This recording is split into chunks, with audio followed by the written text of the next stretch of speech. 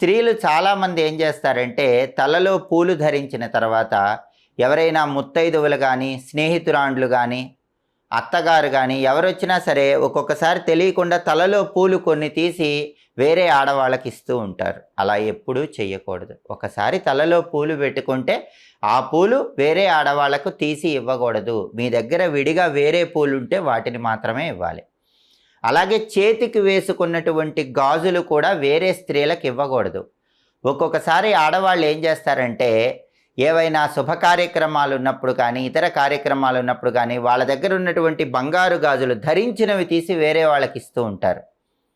అలా ఎప్పుడూ చేయకూడదు. మట్టి గాజులు కానీ బంగారు గాజులు కానీ స్త్రీలు వాళ్ళు ధరించిన గాజులు తీసి వేరే వాళ్ళకి ఇవ్వకూడదు. అత్తగారైనా కోడలైనా వాళ్ళకి ఇవ్వకూడదు. అలా చేస్తే లక్ష్మీ కటాక్షం తగ్గిపోతుంది.